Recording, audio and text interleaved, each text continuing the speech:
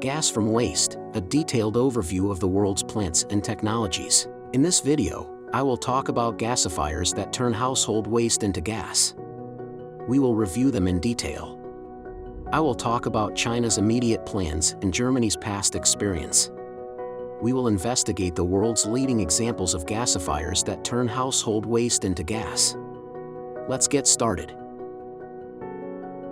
My viewers know that I make industrial gasifiers, advise, sell designs, and support construction of industrial gasifiers. I communicate with people who work in the same field. And I recently learned the following information on China. My acquaintances, who make industrial burners all over the world, told me the following. It turns out that China has embarked on a course toward underground coal gasification. This technology was born, thoroughly researched, and used in the past in the USSR. The gasification of coal is much cleaner than its direct combustion, and the Chinese have started ordering burners specifically for generator gas.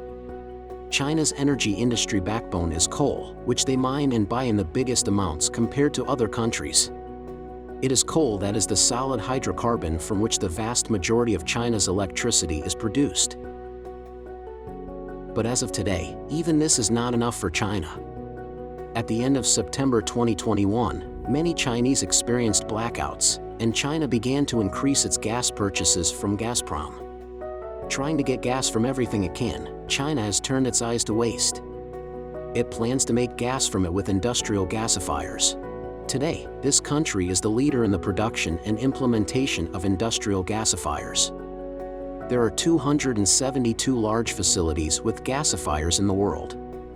The majority of them are coal-fired ones in China. Over the past few decades, China has become a world leader in the production of industrial gasifiers.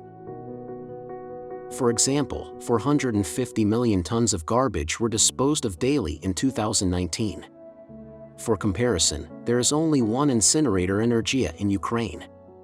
It is located in the capital and burns only 684 tons of garbage per day, which is 687 times less than in China. It performs the usual incineration of garbage with a complex and expensive toxic flue gases cleaning system. I talked to the incinerator management, and its director told me directly that he did not believe in pyrolysis, predictably for me confusing it with gasification. I must say that only few people really understand what gasifiers are. Even at meetings, old technologists, who seem to know everything, goggle their eyes and do not understand what gasifiers are. Also, 4 years ago, I met with a former head of utilities in Kiev, offering him to introduce gasifiers near the aforementioned incinerator, where he had workshops. Of course, nothing happened, and sometime later I found out that a criminal case had been opened against him. So predictable. You might be even more surprised, but for almost 30 years, the Energia plant simply burned garbage, and the heat was dissipated into the air.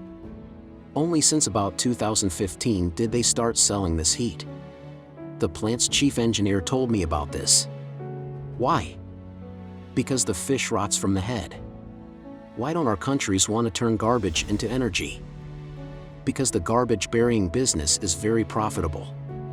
You buy a piece of land away from the city, and garbage trucks come to you from everywhere to throw out the garbage. You put them on the scales and charge about $10 for each ton, and the price keeps rising. All you have to do is bury the garbage in the ground with a tractor. And the flow is endless, like in a cemetery. No advertising, no investments, trucks come by themselves, people pay themselves because there's nowhere else to go. When those who want to build an incinerator, usually foreigners, show up, Ukrainians just want to skim money from them. This is exactly like in Africa today. When a white businessman appears, the local secretary would charge him for allowing to meet with the president. Here is an example from Guinea told by one of my acquaintances who owned a gold mine there and helped a Pole to organize a business. A Polish manufacturer of large gasifiers offered to ship his products to Guinea at his own expense. It was only necessary for the president to guarantee that the electricity it produced would be sold to the population. In the end, in order to get into the president's office, the secretary demanded the businessman pay $2,000. He stayed for 3 months in a hotel, which, by the way, was not cheap, and then went back to Poland. Ring any bells? Every time someone asks me, squinting his eyes, so, if your gasifiers are so good, why we don't have them anywhere else? I remind this story. But let's go back to the countries where gasifiers work. China has calculated that burning 1 ton of garbage emits 1.7 tons of CO2 and decided to turn garbage into gas and liquid hydrocarbons using gasifiers. Despite being rich in natural resources, China has to import 419 million tons of crude oil, which is 71%, and 98 billion cubic meters of natural gas, which is 40%, of its total annual consumption. Thus, garbage gasifiers solve several problems at once in China: reduce landfills, reduce CO2 emissions, produce green hydrogen, produce liquid hydrocarbons from waste, improve environment, save money on gas and oil purchases. Without thinking long, Chinese scientists turned to German experience in this matter, having deeply analyzed how the Germans turned household waste into energy. Let me tell you about these facilities. Let's start with the German RWE Power AG company, now bought out by Krupp. It uses a high-temperature Winkler, HTW Hochtemperatur Winkler, gasifier. Such a plant was built near Cologne in 1986 and operated until 1997. It was a fluidized bed gasifier operating at 900 to 1000 degrees Celsius. This technology is not new and was introduced back in 1926 in Germany. Similar industrial gasifiers also worked in the USSR. In the 1970s, Rheinbraun Company improved the process by increasing the temperature. This enabled the production of more caloric gas. In 2010, ThyssenKrupp purchased HTW technology from RWE and further developed it. A total of about $500 million has been spent on research and refinement since 1970. In 2019, Jadara Energy BV bought the technology from ThyssenKrupp. The process can be conducted both without pressure and at a pressure of up to 30 atmospheres, which significantly increases the amount of methane in the gas and improves the process. The unit can run on air, oxygen, and with the use of steam, which allows to replace part of the fuel with water, turning it into hydrogen and carbon monoxide. 1 cubic meter of oxygen should be supplied for 1 kilogram of steam. I should add for myself that this technology was not born in Germany from good life. That country has large reserves of lignite, but it is of very poor quality, which forced the Germans to be creative. This technology was invented specifically for Ruhr's lignite. In conventional gasifiers operating on lignite lumps, the lumps would fall apart, sinter, or become slaggy due to the low ash melting temperature. But we must pay tribute to German engineers' persistence. They did manage to gasify the lignite in direct flow gasifiers. After having a lot of trouble for a few years, they invented a special rotating grate with steam blowing, which allowed to gasify the lignite. But such gasifiers were very limited in capacity. They were not made larger than 3.5 meters in diameter because they simply refused to work. Then a fluidized bed gasifier was invented. It developed many times more power, although required pieces to be grinded down to 1 centimeter. After World War II, the Soviet Union began to introduce exactly the same giant gasifiers, which developed tens of megawatts of power. I have all these designs. Soviet scientists described these devices very thoroughly in their books. This kind of gasifiers was not only capable to gasify bad ash-bearing fuels, like lignite, but had other advantages, namely, gasification of wood waste, and household and dried briquette household waste. And that's not all. These gasifiers don't produce tar due to the small size of the fuel pieces and high temperature.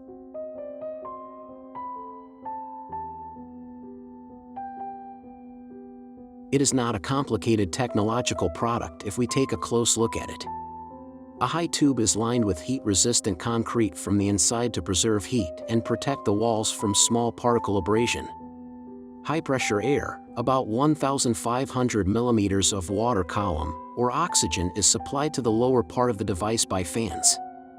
The fuel particles start to move from the strong flow. As they burn, they rise and fly out of the gasifier. Often not all the carbon in the fuel is burned out, so the leavings have to be returned to the gasifier together with the ash through the cyclone filter attached to its side. The hot gas gives off heat to the cyclone walls and is consumed by water, so that superheated steam is produced. This superheated steam is fed together with oxygen or air to the gasifier to reduce fuel consumption. Water on carbon splits into hydrogen and carbon monoxide at high temperatures. As the gasifier works under pressure, the fuel supply and ash removal airlocks must have stepped protection consisting of airtight chimneys, otherwise, the gas will leak out through them. By the way, similar gasifiers also operate without pressure. Pressure is necessary to produce a more caloric gas with high methane content. This problem was seriously dealt with by Soviet scientists who were tasked to transfer gas through pipelines to large cities when such gasifiers were placed on peat bogs. Again, these designs have been practically verified. All knowledge has been preserved. In 1993, experiments were held with this gasifier. 36% garbage was mixed with 64% lignite, and it worked well. Crushed plastic waste and sludge from city sedimentary basins, which is almost identical to peat in all parameters, were also added. The company's official website shows a series of gasifiers it has built and launched. The last of them worked, for example, in Japan on 100% municipal solid waste in Nihama City. The photo shows the garbage on which the gasifier operates. The pressure in it is 0.15 MPa. Every day 48 tons of waste are turned into gas. The weakness of this type of gasifier is fuel grinding, i.e. its preparation. The photo shows to what fraction the garbage should be shredded for this gasifier to operate. It turned out that it was not economically viable to prepare fuel for this gasifier in Germany, so the plant was closed. But later, equipment that crushed the fuel and dried it to 10% moisture was made in cooperation with ThyssenKrupp. A gasifier works at pressures from 0.1 to 3 MPa both on air and on oxygen with steam. A plant in Shikoku, Japan, was opened using this technology and operating on municipal solid waste pellets.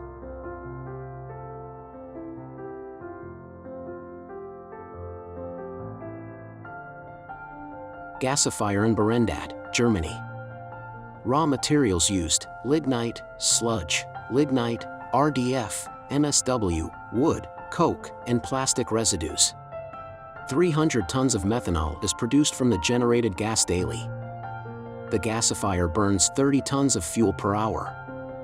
The plant in Oulu, Finland, burns 30 tons of peat per hour and produces 240 tons of ammonia per day from the resulting gas. There is a plant in Wesseling on lignite and bituminous coal. The company has also implemented other projects.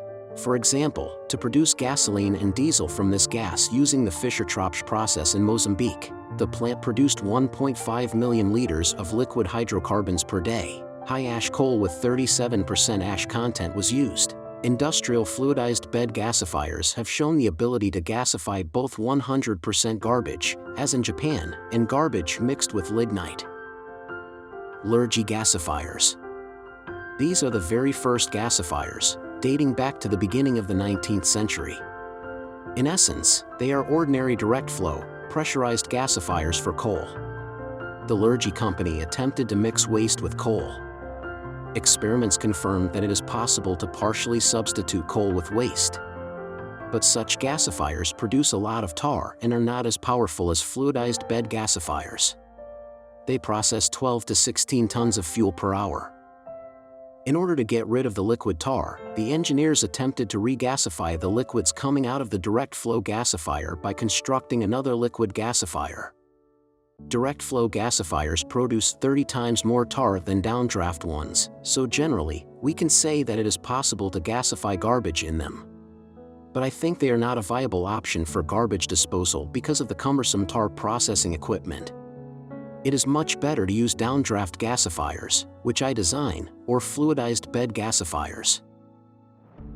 Lurgi company attempted to improve its gasifier by modifying it to higher temperatures, up to 2000 degrees Celsius, in order to remove molten slag by blowing oxidizer through the tuyeres, which are very similar to a blast furnace. The outgoing gas has 850 degrees Celsius but still contains some tar and liquids withdrawn and injected into the top of the gasifier or re-injected into the tuyeres. This gasifier could already process 500 tons of fuel per day. This gasification method allowed to feed a gasifier with 85% garbage to 15% coal. It works at a pressure of 30 to 40 atmospheres. The ash produced by liquid glass removal is a non-leachable slag and can be used for road construction. The first gasifier of this type was built in 2000 in East Germany. Today, there are already 14 such units in operation all over the world. The generator gas contains 6 to 10% methane in this gasification method. To make the ash flow down better, 2.5 to 3.5% limestone is added to the fuel. This model with liquid slag removal proved to be better than the previous models of Lurgi gasifiers. The ash was removed in a dry form, and the gasifier worked at a temperature of 1,200 degrees. It was selected to keep the ash from melting and clogging the rotating grate. The old gasifiers began to be replaced by new models. Another gasifiers that use a double fluidized bed are the Ebrave process. Double fluidized bed gasifiers with internal circulation are also pressurized. The diagram shows how the process runs. First, garbage is fed to the first gasifier where it is gasified in a fluidized or fluidized bed at temperatures between 600 and 800 degrees Celsius. Oxygen and steam are fed into the reactor. The device operates at pressures of 5 to 15 atmospheres. Sand, metals, minerals, and other debris are removed from the bottom of the gasifier. As the temperature in the gasifier is not high, apparently, the gas comes out of it with tar and unburned carbon particles, which, in turn, are transformed into pure gas without tar in the second reactor. There, the temperature is raised to 1,300 to 1,500 degrees Celsius by adding oxygen. I think this is designed to avoid ash sintering at the initial stage and throw unmelted mineral residue out of the reactor. In the second reactor, in 3 seconds, the high temperature, above 1,250 degrees, destroys dioxins that might have appeared in the first reactor if there was chlorine in the garbage. Some of the small ash particles can be melted down here and removed from the reactor. The second reactor is unique because of its internal vortexing system. The vortex allows fuel to stay in the reactor longer and thus turn into gas more completely. The swirling slag also protects the reactor walls. Delayed for 3 seconds, the dioxins decompose. The gas and slag then enter the water at the bottom of the reactor. This is where the gas is quenched. If there are chlorine and carbon particles in the stream, they need to be cooled as quickly as possible so that they don't combine and form dioxins again. Usually, a cooling rate of 250 to 300 degrees in less than 1 second should be reached. In this gasifier, the gas is cooled to 200 degrees, so no dioxins form. The slag is used further in the cement industry. This gasifier is unique because it doesn't require removing plastics and chlorine-containing materials from waste to prevent dioxin formation. It is not necessary to sort plastic waste. Dozens of incinerators had to be closed because of dioxins in Europe. The first and only plant where such a gasifier has been in operation since 2003 is the Kawasaki Plastic Recycle Plant in Japan. This is the only plant that has been turning plastic trash, including chlorine-containing plastic, into gas for such a long time. It burns 195 tons of plastic waste per day. Hydrogen from the gas is used to produce ammonia. Plastic waste is brought to the plant in bales, then it is shredded and metals are separated. After the whole technological process, carbon dioxide is released, which is sold as dry ice. In 2015, the gasifier doubled its capacity. The next gasifier is made by a Canadian company in Urcum. It is similar to the previous one. First, the fuel is fed by water-cooled augers into a low-temperature fluidized bed gasifier, where the pressure is kept at 1 atmosphere and temperature at 700 degrees Celsius. As in the previous gasifier, the fuel is introduced with an inert filler, such as sand, required for heat transfer. It recirculates in the gasifier. As in the previous Japanese gasifier, steam and oxygen are introduced into the reactor. This increases the efficiency, which is 90 to 92%. There is another in Urcum high-temperature gasifier called thermoreformer. Oxygen is blown into the reactor to raise the temperature, but it is not raised above 1000 degrees to not let the ash sinter. Later, the second version of the gasifier column was made with a higher temperature, like in the Japanese one, most likely to decompose dioxins. The company launched its first gasifier in 2016. Its capacity is 100,000 tons per year. The fuel is Edmonton household garbage, wood, old construction wood, and plastic waste. The resulting gas is used to make methanol. The line was later rebuilt and now produces ethyl alcohol. A second plant has been laid in Rotterdam, the Netherlands, to make high-octane jet fuel from waste. It will be twice as productive as the first one. Unlike the Japanese method, the Canadian gasifiers do not require fuel pelletizing. It is enough to chop it into pieces from 30 to 80 millimeters. Another gasifier was invented and patented by the US company Thermochem Recovery International. The company showed the design of its gasifier in detail. Before fuel is fed to the gasifier, it is dried to 10% humidity and crushed to 25 millimeters. A fluidized bed gasifier operates under the pressure of 3 atmospheres and develops a temperature of 600 to 800 degrees for the same reason, not to let the ash sinter into lumps. But the gasifier is heated indirectly, not by combusting fuel inside the reactor. The reactor is heated through heat exchangers placed across the gasifier. Usually, the gas produced by the gasifier itself or natural gas is burned in the heat exchangers. The video shows that, as in previous gasifiers, an inert material aluminum oxide sand of 150 to 300 microns in size is introduced as a heat transfer agent. I think the same or similar material is also introduced in previous gasifiers because it is necessary to uniformly distribute heat in the layer. There are cyclone filters inside the gasifier which return the aluminum sand and unburned carbon to the reactor. Highly superheated steam and fuel, household garbage, and a mixture of plastic and wood waste are fed from the bottom of the reactor. The demonstration plant is located in Durham, North Carolina. It recycles 3.6 tons of fuel per day. The resulting gas is used in the Fischer-Tropsch process to make gasoline and diesel. The plant has operated for 10,000 hours. In 2021, it is planned to launch a large gasifier in Sierra Nevada for 500 tons of dry waste per day, followed by the Fischer-Tropsch process to produce aviation fuels. Another American gasifier is similar to one I was invited to build at the Institute about 5 years ago. These two models are very similar. It is essentially a downdraft gasifier with a melting furnace at the bottom. The Americans call it plasma. There are graphite electrodes installed there to melt into lava with electricity, anything coming down. The metals drain down and the slag stays on top. In my opinion, this is exactly the same gasifier that I was engaged to build. As usual, our institute did not have enough money for it, but the Americans built it and it works. Both ours and the American gasifiers run on garbage. In the American one, steam and oxygen are additionally introduced from the top into an ordinary downdraft gasifier. The American pilot plant melts 25 tons of garbage per day this way.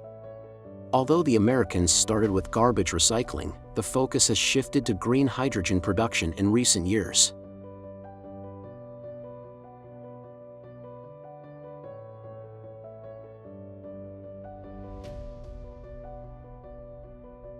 The next gasifier that recycles trash is made by the American company Fastox. I have seen it before. The Americans essentially decided to burn trash in a blast furnace. They load waste in an ordinary to all outward appearances blast furnace and blow steam and oxygen through the tuyeres exactly like in metallurgical blast furnaces. A high temperature is created in the furnace. Then the gas is cleaned. The video shows everything very clearly. The reactor works at atmospheric pressure. Because of the high temperature, like in a blast furnace, molten slag is formed at the bottom, which is released to the outside. Similar gasifiers were built on peat bogs in the USSR. They gasified briquette peat and simultaneously loaded ore to smelt iron. They were called gasifiers with liquid slag removal and worked very well. A lot of information about them has survived, at least I have it. The Americans launched their plant in 2017. It recycled 20 tons of household waste and wood per day. Apparently, charcoal serves as a kind of hold-down layer in the furnace like coke in a blast furnace. It seems so to me. The Americans plan to make liquid hydrocarbons from gas using the Fischer-Tropsch method. The creator of the next gasifier calls it a real breakthrough among waste-disposing gasifiers. In other words, it is supposed to be better than the ones I mentioned earlier. It was made in Germany. It is a tube 0.6 meters in diameter and 5 meters high. This is an ordinary salt gasifier, i.e. fuel is fed into it like into an ordinary gasifier. Such a reactor produces 10 megawatts and operates around the clock at a pressure of 40 atmospheres. The reactor has 2 years. The Germans later built another pilot plant which operated at 1,900 degrees and had a cooling jacket around the reactor. The gas contained no tars at all. It also produced little methane like conventional downdraft gasifiers. The fuel was the entire spectrum of the previously listed fuels, from wood to garbage. Then the Germans built another reactor under the brand name Flexi, now a fluidized bed reactor. A comparison of all models with each other as well as their advantages and disadvantages are described in an article. The link to it is in the description under the video. This information is not interesting to an average viewer. If you need to design such a gasifier, you may call me. My phone number is in the description.